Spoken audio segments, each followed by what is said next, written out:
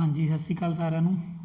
Polity ਦੀ 1500 question ਦੀ series ਜਿਹੜੀ ਆਪਾਂ discuss ਕਰ ਰਹੇ ਹਾਂ, ਜੋ ਕਿ ਪੰਜਾਬ ਦੇ ਔਰ ਇੰਡੀਆ ਲੈਵਲ ਦੇ ਸਾਰੇ ਪੇਪਰਾਂ ਦੇ ਲਈ ਜ਼ਰੂਰੀ ਆ, ਕਿਉਂਕਿ ਪੋਲਿਟੀ ਹੈ ਜਿਹੜੀ ਇਹ ਹਰ ਇੱਕ ਪੇਪਰ ਦਾ ਹਿੱਸਾ, ਠੀਕ ਹੈ ਜੀ। ਇੰਪੋਰਟੈਂਟ ਪਾਰਟ ਹੈ ਇਹ ਹਰੇਕ ਐਗਜ਼ਾਮ ਦਾ, ਠੀਕ ਹੈ ਜੀ। ਸੋ MCQ ਅਸੀਂ ਡਿਸਕਸ ਕਰਦੇ ਹਾਂ, ਮਲਟੀਪਲ ਚੋਇਸ ਕੁਐਸਚਨ, ਠੀਕ ਹੈ ਜੀ। ਔਰ ਇਹ ਜ਼ਰੂਰੀ ਹੈ ਜੀ ਮਾਸਟਰ ਕੇਡਰ ਵਾਲਿਆਂ ਦੇ ਲਈ ਵੀ, ਲੈਕਚਰਾਰ ਵਾਲਿਆਂ ਲਈ ਵੀ ਜ਼ਰੂਰੀ ਹੈ, ਜੋ ਪੰਜਾਬ ਟੈਟ ਦੀ ਤਿਆਰੀ ਕਰ ਰਹੇ ਨੇ, ਠੀਕ ਹੈ ਨਾ। ਹੁਣ ਟੈਟ ਵੀ ਆਉਣਾ ਅੱਗੇ, ਉਹਦੀਆਂ ਵੀ ਕਲਾਸਾਂ ਆਪਾਂ ਸ਼ੁਰੂ ਕਰਨੀਆਂ ਥੋੜ੍ਹੇ ਦਿਨ ਤੱਕ। ਤੋ CTET ਦੀ ਤਿਆਰੀ ਕਰ ਰਹੇ ਨੇ, ਅਤੇ UGC ਨੈਟ ਦੀ ਤਿਆਰੀ ਕਰ ਰਹੇ ਨੇ, ਅਤੇ ਹੋਰ ਜਿਹੜੇ ਐਗਜ਼ਾਮ ਨੇ PCS PSSS ਵੀ ਜਿਹੜੇ ਐਗਜ਼ਾਮ ਲੈਂਦੀ ਹੈ, PPSC ਜਿਹੜੇ ਐਗਜ਼ਾਮ ਲੈ ਰਹੀ ਹੈ, ਔਰ ਪੰਜਾਬ ਪੁਲਿਸ ਦੇ ਜਿੰਨੇ ਵੀ ਐਗਜ਼ਾਮ ਹੋ ਰਹੇ ਨੇ, ਠੀਕ ਹੈ ਜੀ। ਚਾਹੇ ਉਹ ਇਨਵੈਸਟੀਗੇਟਰ ਦਾ, ਚਾਹੇ ਸਬ ਇੰਸਪੈਕਟਰ ਦਾ, ਚਾਹੇ ਕਾਂਸਟੇਬਲ ਦਾ, ਸਾਰਿਆਂ ਦੇ ਲਈ ਇਹ ਵੀਡੀਓ ਪੋਲਿਟੀ ਦੀਆਂ ਦੇਖਣੀਆਂ ਜ਼ਰੂਰੀ ਨੇ। ਪੋਲਿਟੀ ਦੀ ਪਲੇਲਿਸਟ ਆਪਣੀ ਬਣੀ ਹੋਈ ਆ, 1500 ਪਲੱਸ ਕੁਐਸਚਨ ਤਾਂ ਸਿਰਫ ਕਹਿਣ ਨੂੰ ਆ ਕਿ ਇੱਕ ਹੀ ਕੁਐਸਚਨ ਦੇ ਵਿੱਚ ਆਪਾਂ ਹੋਰ ਕਈ ਕੁਐਸਚਨ ਡਿਸਕਸ ਕਰ ਲੈਂਦੇ ਹਾਂ। 3000 ਤੋਂ ਪਲੱਸ ਕੁਐਸਚਨ ਇਸ ਵੀਡੀਓ ਸੀਰੀਜ਼ ਦੇ ਵਿੱਚ ਆਪਾਂ ਡਿਸਕਸ ਕਰਾਂਗੇ।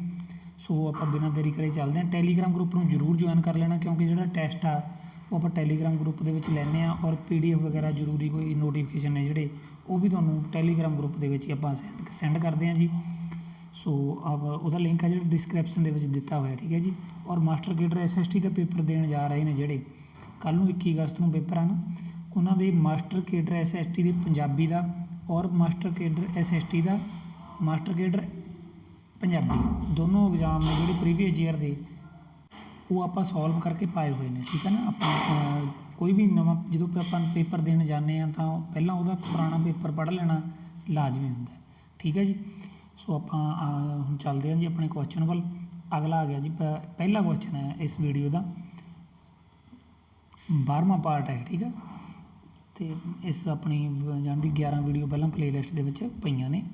ਪ੍ਰਧਾਨ ਮੰਤਰੀ ਆਪਣੇ ਅਹੁਦੇ 'ਤੇ ਕਿੰਨਾ ਸਮਾਂ ਰਹਿ ਸਕਦਾ? ਦੇਖੋ, ਪ੍ਰਧਾਨ ਮੰਤਰੀ ਆਪਣੇ ਅਹੁਦੇ 'ਤੇ ਰਹਿ ਸਕਦਾ ਜੀ ਲੋਕ ਸਭਾ ਵਿੱਚ ਬਹੁਮਤ ਤੱਕ, ਜਦੋਂ ਤੱਕ ਲੋਕ ਸਭਾ ਦੇ ਵਿੱਚ ਉਹਨੂੰ ਬਹੁਮਤ ਪ੍ਰਾਪਤ ਆ, ਠੀਕ ਹੈ ਜੀ। ਅਗਰ ਇਹ ਆਪਸ਼ਨ ਇੱਥੇ ਨਾ ਹੁੰਦੀ ਤਾਂ ਇਹਦਾ ਜਵਾਬ ਹੋਣਾ ਸੀ ਜੀ 5 ਸਾਲ, ਠੀਕ ਹੈ ਜੀ, ਕਿਉਂਕਿ 5 ਸਾਲ ਬਾਅਦ ਦੁਬਾਰਾ ਇਲੈਕਸ਼ਨ ਹੁੰਦੇ ਆ ਨਾ, ਤਾਂ 5 ਸਾਲ ਇਹਦਾ ਜਵਾਬ ਹੋਣਾ ਸੀ। ਪਰ ਇੱਥੇ 5 ਸਾਲ ਦੀ ਆਪਸ਼ਨ ਨਹੀਂ ਹੈ, ਇਸ ਕਰਕੇ ਲੋਕ ਸਭਾ ਵਿੱਚ ਬਹੁਮਤ ਤੱਕ ਆਪਦੇ ਅਹੁਦੇ 'ਤੇ ਰਹਿ ਸਕਦਾ। ਅਗਲਾ ਕੁਐਸਚਨ ਹੈ ਜੀ, ਭਾਰਤੀ ਸੰਵਿਧਾਨ ਦੁਆਰਾ ਕੇਂਦਰ ਵਿੱਚ ਕਿਹੜੇ ਪਦ ਦੀ ਕੋਈ ਵਿਵਸਥਾ ਨਹੀਂ ਕੀਤੀ ਗਈ? ਕਿਹੜੇ ਪਦ ਦੀ ਕੋਈ ਵਿਵਸਥਾ ਨਹੀਂ ਕੀਤੀ ਗਈ ਜੀ? ਉਪ ਪ੍ਰਧਾਨ ਮੰਤਰੀ ਦੀ, ਠੀਕ ਹੈ ਜੀ। ਪ੍ਰਧਾਨ ਮੰਤਰੀ ਵੀ ਤੁਸੀਂ ਸੁਣਿਆ, ਰਾਸ਼ਟਰਪਤੀ ਵੀ, ਉਪ ਰਾਸ਼ਟਰਪਤੀ ਵੀ, ਪਰ ਉਪ ਪ੍ਰਧਾਨ ਮੰਤਰੀ ਦੀ ਸੰਵਿਧਾਨ ਦੇ ਵਿੱਚ ਕੋਈ ਵਿਵਸਥਾ ਨਹੀਂ ਕੀਤੀ ਗਈ, ਠੀਕ ਹੈ। ਅਗਲਾ ਕੁਐਸਚਨ ਹੈ ਜੀ, ਸਰਕਾਰ ਦਾ ਮੁਖੀ, ਹੈਡ ਆਫ ਦਾ ਗਵਰਨਮੈਂਟ ਕਿਹਨੂੰ ਕਿਹਾ ਜਾਂਦਾ ਹੈ? ਪ੍ਰਧਾਨ ਮੰਤਰੀ ਨੂੰ ਕਿਹਾ ਜਾਂਦਾ ਹੈ, ਠੀਕ ਹੈ ਜੀ। ਅਤੇ ਕਿਉਂ? ਰਾਸ਼ਟਰਪਤੀ ਤਾਂ ਸਾਡੇ ਦੇਸ਼ ਦੇ ਵਿੱਚ ਨਾ ਮਾਤਰ ਦਾ ਮੁਖੀ ਹੈ, ਅਤੇ ਰਾਸ਼ਟਰਪਤੀ ਨੂੰ ਹੋਰ ਕੀ ਕਿਹਾ ਜਾਂਦਾ ਜੀ? ਰਬੜ ਦੀ ਮੋਹਰ ਕਿਹਾ ਜਾਂਦਾ ਹੈ। ਅਗਲਾ ਕੁਐਸਚਨ ਹੈ ਜੀ, ਸੰਸਦ ਦਾ ਨੇਤਾ ਕਿਸ ਨੂੰ ਕਿਹਾ ਜਾਂਦਾ ਹੈ? ਸੰਸਦ ਦਾ ਨੇਤਾ ਕਿਹਨੂੰ ਕਿਹਾ ਜਾਂਦਾ ਹੈ? ਪ੍ਰਧਾਨ ਮੰਤਰੀ ਨੂੰ ਕਿਹਾ ਜਾਂਦਾ ਜੀ। ਅਗਲਾ ਕੁਐਸਚਨ ਹੈ, ਪ੍ਰਧਾਨ ਮੰਤਰੀ ਦੀਆਂ ਸ਼ਕਤੀਆਂ ਦੇ ਕਾਰਜ ਦੱਸੋ। ਪੜ੍ਹ ਲੈਣਾ ਜੀ ਆਪਾਂ। ਮੈਂ ਤੁਹਾਨੂੰ ਸਿਰਫ ਸਹੀ ਆਨਸਰ ਪੜ੍ਹ ਕੇ ਦੱਸਦਾ ਹੁੰਦਾ, ਚਾਰੇ ਆਪਸ਼ਨਾਂ ਨਹੀਂ ਮੈਂ ਬੋਲਦਾ, ਤਾਂ ਕਿ ਸਮਾਂ ਜ਼ਿਆਦਾ ਵੇਸਟ ਨਾ ਹੋਵੇ। ਜਿਹੜੇ ਕੁਐਸਚਨ ਦੀਆਂ ਚਾਰੇ ਆਪਸ਼ਨਾਂ ਪੜ੍ਹਨ ਦੀ ਲੋੜ ਹੋਊਗੀ ਉਹੀ ਆਪਾਂ ਪੜ੍ਹਾਂਗੇ। ਅਤੇ ਪ੍ਰਧਾਨ ਮੰਤਰੀ ਦੀਆਂ ਸ਼ਕਤੀਆਂ ਦੇ ਕਾਰਜ ਬਾਰੇ ਅਤੇ ਇਹਦੇ ਵਿੱਚ ਆਪਾਂ ਪੜ੍ਹ ਲੈਂਦੇ ਹਾਂ ਜੀ, ਮੰਤਰੀ ਪਰਿਸ਼ਦ ਦੀਆਂ ਬੈਠਕਾਂ ਦੀ ਪ੍ਰਧਾਨਗੀ ਕਰਨਾ, ਮੰਤਰੀਆਂ ਵਿੱਚ ਮਹਿਕਮਿਆਂ ਦੀ ਵੰਡ ਕਰਨਾ, ਇਹ ਵੀ ਪ੍ਰਧਾਨ ਮੰਤਰੀ ਦਾ ਕੰਮ ਆ। ਰਾਸ਼ਟਰਪਤੀ ਅਤੇ ਮੰਤਰੀ ਪਰਿਸ਼ਦ ਵਿਚਕਾਰ ਕੜੀ ਦਾ ਕੰਮ ਕਰਦੇ, ਇਹ ਵੀ ਉਪਰੋਕਤ ਸਾਰੇ ਸਾਡਾ ਰਾਈਟ ਆਨਸਰ ਬਣ ਗਿਆ ਜੀ। ਅਗਲਾ ਕੁਐਸਚਨ ਹੈ ਜੀ, ਭਾਰਤ ਦਾ ਵਾਸਤਵਿਕ ਕਾਰਜ ਸਾਧਕ ਮੁਖੀ ਕਿਸ ਨੂੰ ਮੰਨਿਆ ਜਾਂਦਾ ਹੈ? ਵਾਸਤਵਿਕ ਮਤਲਬ ਅਸਲ ਮੁਖੀ ਕਹਿੰਦੇ ਕਿਹਨੂੰ ਮੰਨਿਆ ਜਾਂਦਾ ਜੀ? ਇਹ ਵੀ ਪ੍ਰਧਾਨ ਮੰਤਰੀ ਨੂੰ ਮੰਨਿਆ ਜਾਂਦਾ ਹੈ। ਰਾਸ਼ਟਰਪਤੀ ਤੁਹਾਨੂੰ ਦੱਸਿਆ ਵੀ ਨਾ ਮਾਤਰ ਮੁਖੀ ਹੁੰਦਾ, ਠੀਕ ਹੈ ਜੀ। ਅਗਲਾ ਕੁਐਸਚਨ ਹੈਗਾ ਜੀ, ਮੰਤਰੀ ਪਰਿਸ਼ਦ ਦੇ ਸਾਰੇ ਮੰਤਰੀਆਂ ਦੀ ਨਿਯੁਕਤੀ ਕੌਣ ਕਰਦਾ ਹੈ? ਕੌਣ ਕਰਦਾ ਜੀ?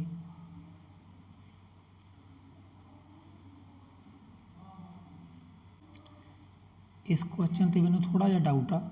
ਜਿਹੜਾ ਵੀ ਕੁਐਸਚਨ 'ਤੇ ਡਾਊਟ ਹੋਊਗਾ ਉਹਨੂੰ ਆਪਾਂ ਛੱਡ ਕੇ ਚੱਲਾਂਗੇ, ਇਹਨੂੰ ਬਾਅਦ ਵਿੱਚ ਕਮੈਂਟ ਦੇ ਵਿੱਚ ਪਿੰਨ ਕਰ ਦੇਵਾਂਗਾ, ਠੀਕ ਹੈ ਨਾ। ਅਗਰ ਵੀਡੀਓ ਦੇ ਵਿੱਚ ਆਪਣੀ ਕੋਈ ਮਾਈਨਰ ਮਿਸਟੇਕ ਹੁੰਦੀ ਆ ਉਹ ਮੈਂ ਤੁਹਾਨੂੰ ਕਮੈਂਟ ਦੇ ਵਿੱਚ ਪਿੰਨ ਕਰਕੇ ਦੱਸ ਦਿੰਦਾ ਹੁੰਦਾ ਬਾਅਦ ਵਿੱਚ, ਠੀਕ ਹੈ ਨਾ। ਇਸ ਕਰਕੇ ਇੱਕ ਵਾਰ ਕਮੈਂਟ ਬਾਕਸ ਦੇ ਵਿੱਚ ਜ਼ਰੂਰ ਜਾਣਾ ਵੀਡੀਓ ਦੇਖਣ ਤੋਂ ਬਾਅਦ, ਠੀਕ ਹੈ। ਔਰ ਟੈਲੀਗ੍ਰਾਮ ਗਰੁੱਪ ਨੂੰ ਜੁਆਇਨ ਕਰ ਲੈਣਾ, ਕਿਉਂਕਿ ਮੈਂ ਉੱਧਰ ਵੀ ਅਪਡੇਟ ਦੇ ਦੇਣਾ ਹੁੰਦਾ ਅਗਰ ਇੱਧਰ ਕੋਈ ਮਿਸਟੇਕ ਹੋ ਜਾਂਦੀ ਹੈ, ਠੀਕ ਹੈ ਜੀ। ਔਰ ਆਪਾਂ ਚਾਹੁੰਦੇ ਤਾਂ ਹੁੰਦੇ ਨਹੀਂ ਕੋਈ ਮਿਸਟੇਕ ਹੋਵੇ, ਪਰ ਨਾ ਚਾਹੁੰਦੇ ਹੋਏ ਵੀ ਗਲਤੀ ਕੋਈ ਨਾ ਕੋਈ ਕਈ ਵਾਰੀ ਕੋਈ ਕਮੀ ਰਹਿ ਜਾਂਦੀ ਹੈ, ਸੋ ਉਹ ਆਪਾਂ ਟੈਲੀਗ੍ਰਾਮ ਗਰੁੱਪ ਦੇ ਵਿੱਚ ਵੀ ਅਪਡੇਟ ਦੇ ਦਿੰਦੇ ਹਾਂ। ਕਮੈਂਟ ਦੇ ਵਿੱਚ ਮੈਂ ਪਿੰਨ ਵੀ ਕਰ ਦੇਣਾ ਹੁੰਦਾ, ਠੀਕ ਹੈ ਜੀ। ਇਸ ਕਰਕੇ ਟੈਲੀਗ੍ਰਾਮ ਗਰੁੱਪ ਜੁਆਇਨ ਕਰਨਾ ਤੁਹਾਡੇ ਲਈ ਜ਼ਰੂਰੀ ਹੈ। ਇਹਦਾ ਮੈਂ ਆਨਸਰ ਬਾਅਦ ਵਿੱਚ ਦਿੰਦਾ। ਅਗਲਾ ਕੁਐਸਚਨ ਹੈ ਜੀ, ਰਾਸ਼ਟਰਪਤੀ ਕਿਸ ਦੀ ਸਲਾਹ ਨਾਲ ਮੰਤਰੀਆਂ ਦੀ ਨਿਯੁਕਤੀ ਕਰਦਾ? ਕਿਹਦੀ ਸਲਾਹ ਨਾਲ ਜੀ?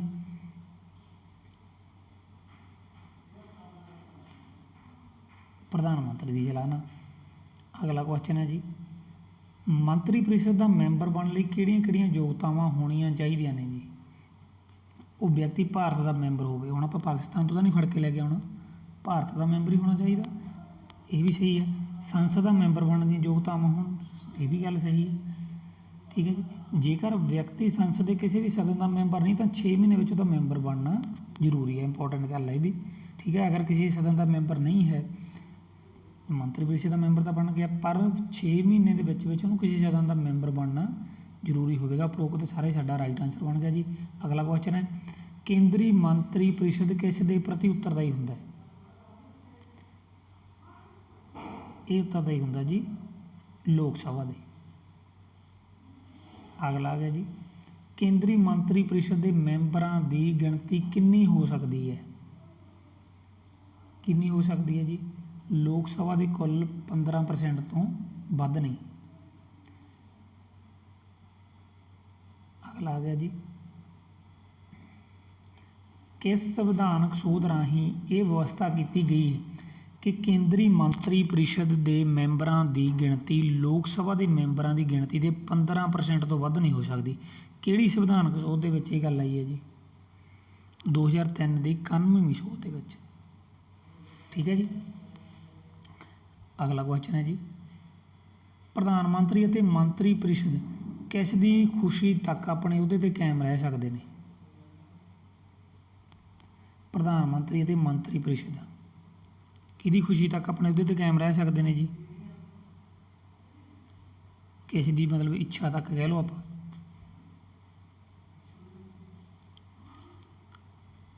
ਰਾਸ਼ਟਰਪਤੀ। ਅਗਲਾ ਆ ਗਿਆ ਜੀ, ਮੰਤਰੀ ਮੰਡਲ ਬਾਰੇ ਕਿਹੜਾ ਕਥਨ ਸਹੀ ਹੈ? ਕਿਹੜਾ ਸਹੀ ਹੈ ਸਾਰੇ ਪੜ੍ਹ ਲੈਂਦੇ। ਮੰਤਰੀ ਮੰਡਲ ਮੰਤਰੀ ਪਰਿਸ਼ਦ ਦਾ ਹੀ ਭਾਗ ਹੁੰਦਾ, ਇਹ ਵੀ ਸਹੀ ਗੱਲ ਹੈ। ਇਸ ਵਿੱਚ ਲਗਭਗ 15 ਤੋਂ 20 ਮੰਤਰੀ ਹੁੰਦੇ ਆ, ਇਹ ਵੀ ਸਹੀ ਗੱਲ ਹੈ ਜੀ। ਇਸ ਵਿੱਚ ਸਿਰਫ ਕੈਬਨਿਟ ਮੰਤਰੀ ਸ਼ਾਮਲ ਹੁੰਦੇ ਨੇ, ਇਹ ਵੀ ਸਹੀ ਗੱਲ ਹੈ। ਮੰਤਰੀ ਮੰਡਲ ਕਿਹਾ ਹੀ ਕੈਬਨਿਟ ਹੀ ਹੁੰਦੀ ਹੈ ਨਾ ਇਹ, ਜਿਵੇਂ ਹੁਣ ਨਵੀਂ ਕੈਬਨਿਟ ਬਣੀ ਹੈ ਭਗਵੰਤ ਮਾਨ ਸਰਕਾਰ ਦੀ, ਇੱਕ ਉਹਦੀ ਵੀਡੀਓ ਵੀ ਆਪਣੇ ਬਣਾਈ ਹੋਈ ਹੈ, ਠੀਕ ਹੈ ਨਾ। ਉਹ ਵੀ ਤੁਸੀਂ ਜਾ ਕੇ ਦੇਖਣੀ ਹੈ, ਸਾਰੀ ਪਲੇਲਿਸਟ ਆਪਣੀ ਬਣੀ ਹੋਈ ਹੈ। ਉਪਰੋਕਤ ਸਾਰੇ ਦਾ ਰਾਈਟ ਆਨਸਰ ਬਣ ਗਿਆ। ਅਗਲਾ ਕੁਐਸਚਨ ਹੈ ਜੀ, ਮੰਤਰੀ ਮੰਡਲ ਪ੍ਰਣਾਲੀ ਦੀਆਂ ਵਿਸ਼ੇਸ਼ਤਾਵਾਂ ਦੱਸੋ। ਇਹਦੀਆਂ ਵੀ ਸਾਰੇ ਆਪਸ਼ਨ ਅਸੀਂ ਪੜ੍ਹਾਂਗੇ। ਇਹਦੀਆਂ ਵਿਸ਼ੇਸ਼ਤਾਵਾਂ ਕੀ ਨੇ? ਹਾਂਜੀ, ਮੰਤਰੀ ਪਰਿਸ਼ਦ ਰਾਸ਼ਟਰਪਤੀ ਦੀ ਸਲਾਹਕਾਰ ਸੰਮਤੀ ਹੁੰਦੀ, ਇਹ ਵੀ ਸਹੀ ਗੱਲ ਹੈ। ਪ੍ਰਧਾਨ ਮੰਤਰੀ ਮੰਤਰੀ ਮੰਡਲ ਦੀ ਅਗਵਾਈ ਕਰਦਾ, ਬਿਲਕੁਲ ਕਰਦਾ ਜੀ। ਮੰਤਰੀ ਮੰਡਲ ਅਤੇ ਸਮੂਹਕ ਅਤੇ ਵਿਅਕਤੀਗਤ ਰੂਪ ਵਿੱਚ ਲੋਕ ਸਭਾ ਦੇ ਸਾਹਮਣੇ ਜ਼ਿੰਮੇਵਾਰ ਹੁੰਦੇ ਨੇ, ਇਹ ਵੀ ਸਹੀ ਗੱਲ ਹੈ। ਉਪਰੋਕਤ ਸਾਰੇ ਸਾਡਾ ਰਾਈਟ ਆਨਸਰ ਬਣਦਾ। ਰਾਜ ਦਾ ਨਾ ਮਾਤਰ ਮੁਖੀ ਕਿਹਨੂੰ ਕਿਹਾ ਜਾਂਦਾ? ਕਿਹਨੂੰ ਕਿਹਾ ਜਾਂਦਾ ਜੀ? ਰਾਜ ਦਾ ਪੁੱਛਿਆ, ਇੱਥੇ ਕਈ ਵਾਰੀ ਆਪਸ਼ਨ ਰਾਸ਼ਟਰਪਤੀ, ਉਪ ਰਾਸ਼ਟਰਪਤੀ ਜਾਂ ਰਾਸ਼ਟਰਪਤੀ ਦਿੱਤਾ ਹੋਵੇ, ਫਟਾਫਟ ਰਾਸ਼ਟਰਪਤੀ ਨੂੰ ਨਾ ਭੜਕਾ ਦਿਓ, ਠੀਕ ਹੈ। ਇੱਥੇ ਰਾਜ ਦੀ ਗੱਲ ਹੋਈ ਹੈ, ਰਾਜ ਦਾ ਮੁਖੀ ਨਾਮ ਮੁਖੀ ਕੌਣ ਹੁੰਦਾ? ਨਾ ਮਾਤਰ ਮੁਖੀ ਰਾਜਪਾਲ, ਠੀਕ ਹੈ। ਅਗਲਾ ਆ ਗਿਆ ਜੀ, ਰਾਜ ਦਾ ਅਸਲੀ ਜਾਂ ਵਾਸਤਵਿਕ ਕਾਰਜ ਸਾਧਕ ਮੁਖੀ ਕੌਣ ਹੁੰਦਾ? ਕੌਣ ਹੁੰਦਾ ਜੀ? ਮੁੱਖ ਮੰਤਰੀ ਸਮੇਤ ਮੰਤਰੀ ਪਰਿਸ਼ਦ, ਠੀਕ ਹੈ। ਅਗਲਾ ਆ ਗਿਆ ਜੀ, ਸੰਵਿਧਾਨ ਦਾ ਅਨੁਛੇਦ 153 ਕਿਸ ਪਦਵੀ ਦੀ ਵਿਵਸਥਾ ਕਰਦਾ ਹੈ? ਰਾਜਪਾਲ ਦੀ। ਅਗਲਾ ਆ ਗਿਆ ਜੀ, ਰਾਸ਼ਟਰਪਤੀ ਕਿਸ ਆਰਟੀਕਲ ਅਧੀਨ ਗਵਰਨਰ ਦੀ ਨਿਯੁਕਤੀ ਕਰਦਾ ਹੈ? ਕੁਐਸਚਨ ਦੇ ਵਿੱਚ ਹੀ ਇੱਕ ਸਵਾਲ ਦਾ ਜਵਾਬ ਪਿਆ ਨਾ ਕਿ ਗਵਰਨਰ ਦੀ ਨਿਯੁਕਤੀ ਕੌਣ ਕਰਦਾ ਹੈ? ਰਾਸ਼ਟਰਪਤੀ ਕਰਦਾ ਹੈ। ਪੁੱਛਿਆ ਕੀ ਹੈ? ਕਿਹੜੇ ਆਰਟੀਕਲ ਅਧੀਨ ਕਰਦਾ ਹੈ? ਆਰਟੀਕਲ 155। ਅਗਲਾ ਆ ਗਿਆ ਜੀ, ਰਾਸ਼ਟਰਪਤੀ ਰਾਜਪਾਲ ਦੀ ਨਿਯੁਕਤੀ ਕਿਸ ਦੀ ਸਿਫਾਰਿਸ਼ 'ਤੇ ਕਰਦਾ ਹੈ? ਕਿਹਦੀ ਸਿਫਾਰਿਸ਼ 'ਤੇ ਕਰਦਾ ਜੀ? ਪ੍ਰਧਾਨ ਮੰਤਰੀ ਦੀ ਸਿਫਾਰਿਸ਼ 'ਤੇ। ਅਗਲਾ ਆ ਗਿਆ ਜੀ, ਕਿਸੇ ਵੀ ਰਾਜ ਦਾ ਰਾਜਪਾਲ ਬਣਨ ਲਈ ਘੱਟੋ ਘੱਟ ਉਮਰ ਕਿੰਨੀ ਹੋਣੀ ਚਾਹੀਦੀ ਹੈ? ਕਿੰਨੀ ਉਮਰ ਚਾਹੀਦੀ ਹੈ ਜੀ? 35 ਸਾਲ। ਠੀਕ ਹੈ ਜੀ। ਅਗਲਾ ਕੁਐਸਚਨ ਹੈ, ਰਾਜਪਾਲ ਦੀ ਯੋਗਤਾ ਸੰਬੰਧੀ ਕਿਹੜਾ ਕਥਨ ਗਲਤ ਹੈ? ਭਾਰਤ ਦਾ ਨਾਗਰਿਕ ਹੋਵੇ, ਇਹ ਤਾਂ ਹੁਣ ਚਾਹੀਦਾ ਹੀ ਹੈ। ਘੱਟੋ ਘੱਟ ਉਮਰ 35 ਸਾਲ ਹੋਵੇ, ਇਹ ਵੀ ਅਸੀਂ ਉੱਪਰ ਪੜ੍ਹ ਲਿਆ, ਇਹ ਵੀ ਗੱਲ ਸਹੀ ਹੈ। ਉਹ ਆਪਣੇ ਕਾਰਜਕਾਲ ਦੌਰਾਨ ਰਾਜ ਵਿਧਾਨ ਮੰਡਲ ਦਾ ਮੈਂਬਰ ਵੀ ਰਹੇਗਾ।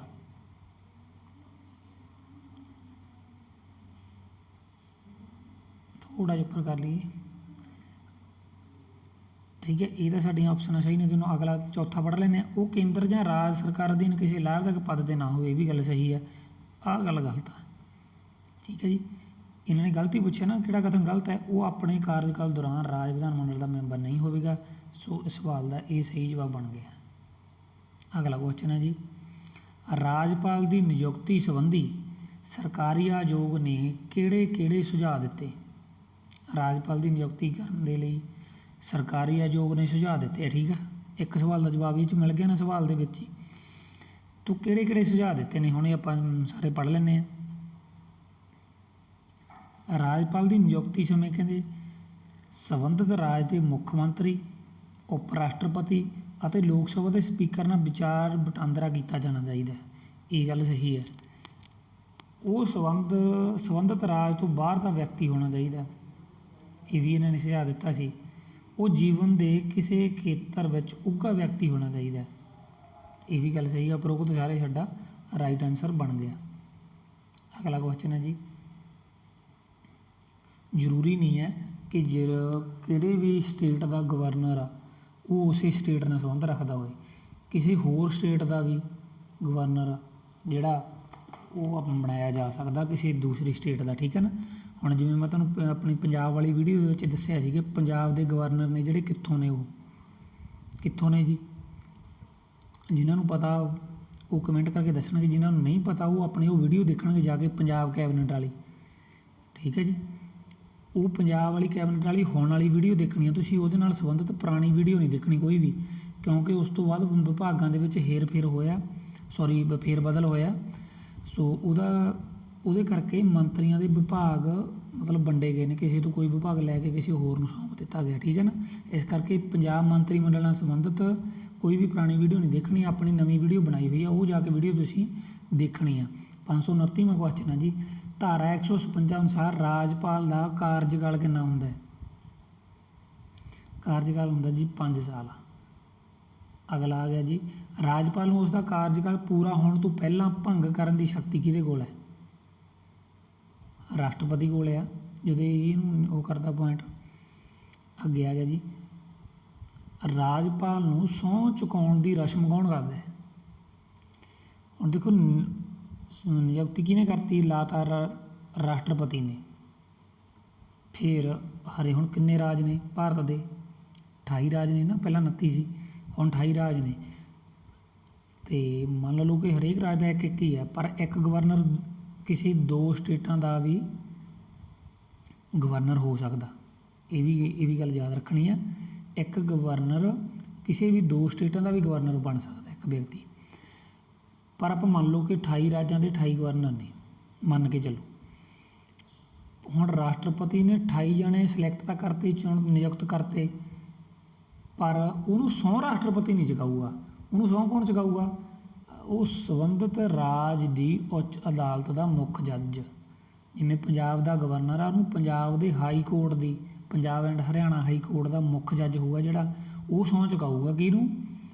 ਪੰਜਾਬ ਦੇ ਰਾਜਪਾਲ ਨੂੰ। ਠੀਕ ਹੈ ਨਾ। ਹੁਣ ਰਾਸ਼ਟਰਪਤੀ ਕਹਿੰਦਾ ਮੈਂ ਸਿਲੈਕਟ ਕਰਤੇ, ਨਿਯੁਕਤ ਕਰਕੇ ਦੇ ਤੁਹਾਨੂੰ, ਇੰਨਾ ਥੋੜ੍ਹਾ ਵੀ ਮੇਰੇ ਕੋਲ ਇੰਨਾ ਟਾਈਮ ਨਹੀਂ ਮੈਂ ਇਕੱਲੇ ਨੂੰ ਸਹੁੰ ਚੁਕਾਈ ਜਾਵਾਂ। ਆਪਦੇ ਰਾਜ ਦੇ ਹਾਈ ਕੋਰਟ ਦੇ ਮੁੱਖ ਜੱਜ ਨੂੰ ਕਹੋ। ਇਹ ਸਾਡਾ ਰਾਈਟ ਆਨਸਰ ਹੈ। ਅਗਲਾ ਕੁਐਸਚਨ ਹੈ ਜੀ, ਰਾਜ ਵਿੱਚ ਐਡਵੋਕੇਟ ਜਨਰਲ ਅਤੇ ਰਾਜ ਲੋਕ ਸੇਵਾ ਆਯੋਗ ਦੇ ਮੈਂਬਰਾਂ ਦੀ ਨਿਯੁਕਤੀ ਕੌਣ ਕਰਦਾ ਹੈ? ਕੌਣ ਕਰਦਾ ਜੀ? ਰਾਜ ਵਿੱਚ ਐਡਵੋਕੇਟ ਜਨਰਲ। ਪੰਜਾਬ ਦੇ ਐਡਵੋਕੇਟ ਜਨਰਲ ਨੇ ਹੁਣੇ ਅਸਤੀਫਾ ਦਿੱਤਾ ਸੀ ਨਾ, ਉਹਨਾਂ ਬਾਰੇ ਵੀ ਵੀਡੀਓ ਆਪਣੀ ਪੰਜਾਬ ਕੈਬਨਿਟ ਵਾਲੀ ਵੀਡੀਓ 'ਚ ਸਾਰੀਆਂ ਗੱਲਾਂ ਡਿਸਕਸ ਕੀਤੀਆਂ ਹੋਈਆਂ ਨੇ। ਅਤੇ ਨਵੇਂ ਕੌਣ ਬਣੇ ਨੇ? ਹੁਣ ਵਿਨੋਦ ਘਈ ਬਣ ਗਏ। ਅਨਮੋਲ ਰਤਨ ਸਿੱਧੂ ਨੇ ਅਸਤੀਫਾ ਦਿੱਤਾ, ਜਿਹੜੇ 4 ਮਹੀਨੇ ਪਹਿਲਾਂ ਆਮ ਆਦਮੀ ਪਾਰਟੀ ਦੇ ਵਿੱਚ ਆਏ ਸੀ ਹੁਣ। ਰਾਜ ਲੋਕ ਸੇਵਾ ਆਯੋਗ ਦੇ ਮੈਂਬਰਾਂ ਦੀ ਨਿਯੁਕਤੀ ਕੌਣ ਕਰਦਾ ਹੈ? ਐਡਵੋਕੇਟ ਜਨਰਲ ਤੇ ਰਾਜ ਲੋਕ ਸੇਵਾ ਆਯੋਗ ਦੇ ਮੈਂਬਰਾਂ ਦੀ ਨਿਯੁਕਤੀ ਕੌਣ ਕਰਦਾ ਜੀ? ਕੌਣ ਕਰਦਾ ਜੀ? ਰਾਜਪਾਲ। ਸੈਂਟਰ ਦੇ ਵਿੱਚ ਜਿਹੜੀਆਂ ਨਿਯੁਕਤੀਆਂ ਰਾਸ਼ਟਰਪਤੀ ਕਰਦਾ ਹੈ, ਰਾਜ ਦੇ ਵਿੱਚ ਰਾਜਪਾਲ। ਅਗਲਾ ਆ ਗਿਆ ਜੀ, ਰਾਸ਼ਟਰਪਤੀ ਕਿਸ ਦੀ ਰਿਪੋਰਟ ਦੇ ਆਧਾਰ 'ਤੇ ਕਿਸੇ ਵੀ ਰਾਜ ਵਿੱਚ ਧਾਰਾ 356 ਦੇ ਅਨੁਸਾਰ ਸੰਵਿਧਾਨਕ ਸੰਕਟ ਕਾਲ ਦਾ ਐਲਾਨ ਕਰ ਸਕਦਾ ਹੈ? 356 ਧਾਰਾ ਗਈ ਜਿਹੜੀ ਸੰਵਿਧਾਨਕ ਸੰਕਟ ਕਾਲ ਦੇ ਨਾਲ ਸੰਬੰਧਿਤ ਹੈ। ਕੁਐਸਚਨ ਦੇ ਵਿੱਚ ਹੀ ਇੱਕ ਜਵਾਬ ਮਿਲ ਗਿਆ ਨਾ ਸਾਨੂੰ ਇੱਕ ਸਵਾਲ ਦਾ। ਧਾਰਾ 356 ਕਿਹਦੇ ਨਾਲ ਸੰਬੰਧਿਤ ਆ? ਸੰਵਿਧਾਨਕ ਸੰਕਟ ਕਾਲ ਨਾਲ।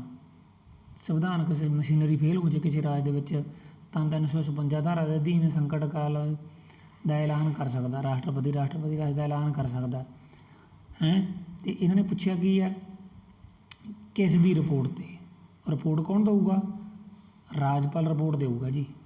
ਠੀਕ ਹੈ, ਕਿ ਰਾਜ ਦੇ ਵਿੱਚ ਸੰਵਿਧਾਨਕ ਮਸ਼ੀਨਰੀ ਫੇਲ ਹੋ ਗਈ, ਸਹੀ ਨਹੀਂ ਚੱਲ ਰਿਹਾ ਕੰਮ, ਵੀ ਇੱਧਰ ਗੌਰ ਕਰੋ ਭਾਈ। ਕਿਹਨੂੰ ਕਹੂਗਾ? ਰਾਸ਼ਟਰਪਤੀ ਨੂੰ। ਠੀਕ ਹੈ, ਫਿਰ ਰਾਸ਼ਟਰਪਤੀ 356 ਧਾਰਾ ਦੇ ਅਧੀਨ ਸੰਵਿਧਾਨਕ ਸੰਕਟ ਦਾ ਐਲਾਨ ਕਰ ਸਕਦਾ। ਅਗਲਾ ਆ ਗਿਆ ਜੀ, ਰਾਜ ਵਿਧਾਨ ਸਭਾ ਵਿੱਚ ਐਂਗਲੋ ਇੰਡੀਅਨ ਜਾਤੀ ਦੇ ਕਿੰਨੇ ਮੈਂਬਰਾਂ ਨੂੰ ਨਾਮਜ਼ਦ ਕਰ ਸਕਦਾ?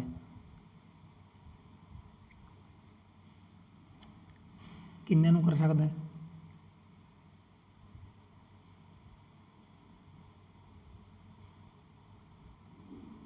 ਇੱਕ ਮੈਂਬਰ ਨੂੰ। ਇਹਦੇ 'ਤੇ ਵੀ ਥੋੜ੍ਹਾ ਜਿਹਾ ਡਾਊਟ ਆ। ਠੀਕ ਹੈ, ਇਹ ਆਪਾਂ ਨੂੰ ਬਾਅਦ ਵਿੱਚ ਤੁਹਾਨੂੰ ਦੱਸ ਦਿੰਦਾ ਜੀ। ਅਗਲਾ ਕੁਐਸਚਨ ਹੈ ਜੀ,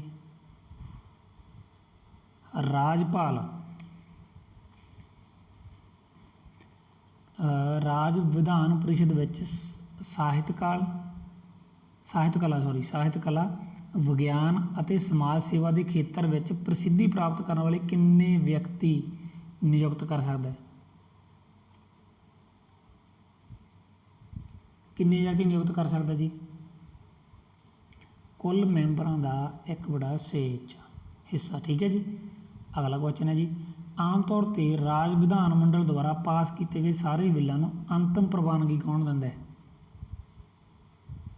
ਰਾਜਪਾਲ ਦਿੰਦਾ ਜੀ।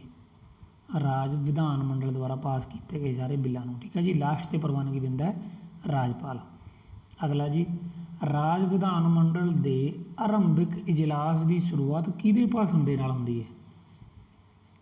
ਰਾਜ ਦਾ ਜਿਹੜਾ ਵਿਧਾਨ ਮੰਡਲ ਹੈ, ਰਾਜਪਾਲ ਦੇ ਭਾਸ਼ਣ ਦੇ ਨਾਲ ਹੀ ਸ਼ੁਰੂਆਤ ਹੁੰਦੀ ਹੈ।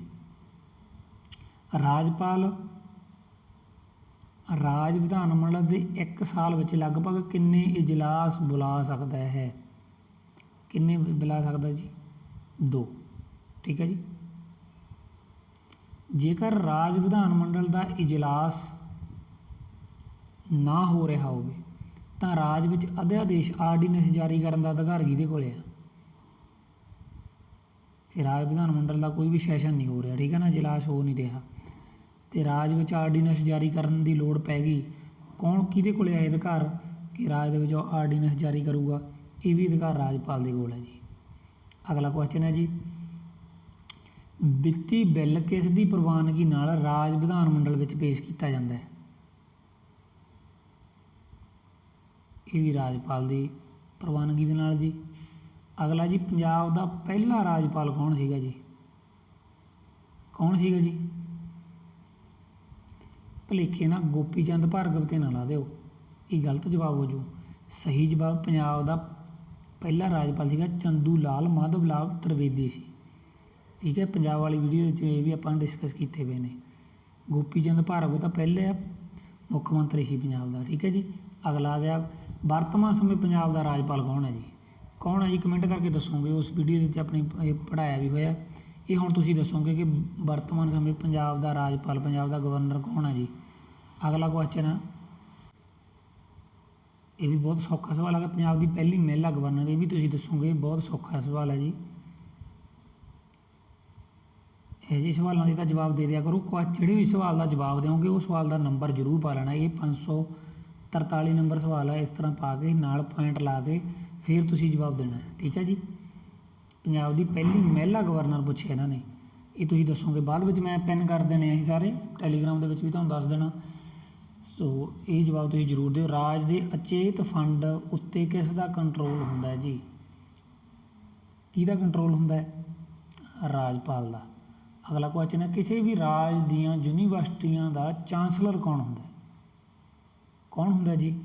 ਜਿਵੇਂ ਹੁਣ ਆਪਣੇ ਪੰਜਾਬ ਦੇ ਵਿੱਚ ਜਿਹੜੀਆਂ ਯੂਨੀਵਰਸਿਟੀਆਂ ਨੇ, ਪੰਜਾਬੀ ਯੂਨੀਵਰਸਿਟੀ ਲਾ ਲਓ, ਠੀਕ ਹੈ ਨਾ, ਜੋ ਜਿੰਨੀਆਂ ਵੀ ਯੂਨੀਵਰਸਿਟੀਆਂ ਨੇ ਪੰਜਾਬ ਦੀਆਂ, ਉਹਨਾਂ ਦਾ ਵਾਈਸ ਚਾਂਸਲਰ ਤਾਂ ਹੁੰਦਾ ਇੱਕ ਬਣਾਇਆ ਹੋਇਆ, ਪਰ ਰਾਜ ਦੀ ਯੂਨੀਵਰਸਿਟੀ ਦਾ ਚਾਂਸਲਰ ਪੁੱਛਿਆ ਇਹਨਾਂ ਨੇ ਕਿ ਚਾਂਸਲਰ ਕੌਣ ਹੁੰਦਾ ਹੈ?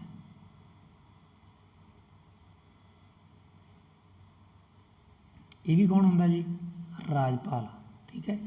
ਅਗਲਾ ਕੁਐਸਚਨ ਹੈ ਜੀ, ਸੰਵਿਧਾਨ ਦੀ ਧਾਰਾ 164 ਦੇ ਅਨੁਸਾਰ ਮੁੱਖ ਮੰਤਰੀ ਦੀ ਨਿਯੁਕਤੀ ਕਿਸ ਦੁਆਰਾ ਕੀਤੀ ਜਾਂਦੀ ਹੈ? ਇਹ ਵੀ ਰਾਜਪਾਲ ਦੁਆਰਾ ਕੀਤੀ ਜਾਂਦੀ ਹੈ। ਜਦੋਂ ਹੁਣ ਭਗਵੰਤ ਮਾਨ, ਇਹ ਹੁਣ ਤੁਸੀਂ ਜੇ ਵੀਡੀਓ ਦੇਖਦੇ ਹੋਵੋਗੇ, ਹੁਣ ਅੱਜ ਮੈਂ ਭਗਵੰਤ ਮਾਨ ਦੀ ਨਿਯੁਕਤੀ ਕੀਤੀ ਗਈ ਹੈ ਨਾ, ਕਿਸ ਦੁਆਰਾ ਨੂੰ ਕੀਤੀ ਗਈ ਆ? ਦੇਖਿਆ ਕਰੋ, ਖਬਰਾਂ ਨਾਲ ਵੀ ਮਾੜਾ ਜਿਹਾ ਅਟੈਚ ਰਿਹਾ ਕਰੋ। ਪੋਲਿਟੀ ਨਾਲ ਜਿਹੜੇ ਬੱਚੇ ਜੁੜੇ ਹੋਏ ਨੇ, ਸੰਬੰਧਿਤ ਨੇ, ਉਹਨਾਂ ਲਈ ਜ਼ਰੂਰੀ ਹੁੰਦੀ ਹੈ, ਠੀਕ ਹੈ ਨਾ, ਨਿਊਜ਼ ਦੇਖਣੀ ਹੈ, ਕਿਉਂਕਿ ਹਰ ਰੋਜ਼ ਕੋਈ ਨਾ ਕੋਈ ਅਪਡੇਟ ਹੁੰਦਾ ਹੈ। ਅਗਲਾ ਕੁਐਸਚਨ ਹੈ ਜੀ, ਰਾਜ ਮੰਤਰੀ ਪਰਿਸ਼ਦ ਦੇ ਮੰਤਰੀਆਂ ਦੀ ਨਿਯੁਕਤੀ ਰਾਜਪਾਲ ਕਿਸ ਦੀ ਸਲਾਹ ਨਾਲ ਕਰਦਾ ਹੈ? ਕਿਹਦੀ ਸਲਾਹ ਨਾਲ ਕਰਦਾ ਜੀ? ਮੁੱਖ ਮੰਤਰੀ ਦੀ ਨਾਲ। ਅਗਲਾ ਕੁਐਸਚਨ ਹੈ, 2003 ਦੀ 91ਵੀਂ ਸੋਧ ਅਨੁਸਾਰ ਵਿਧਾਨ ਪਰਿਸ਼ਦ ਦੇ ਮੈਂਬਰਾਂ ਦਾ ਕਿੰਨੇ ਪ੍ਰਤੀਸ਼ਤ ਮੰਤਰੀ ਪਰਿਸ਼ਦ ਦੇ ਨਿਰਮਾਣ ਲਈ ਕਾਫੀ ਹੈ? ਕਿੰਨੇ % ਹੈ?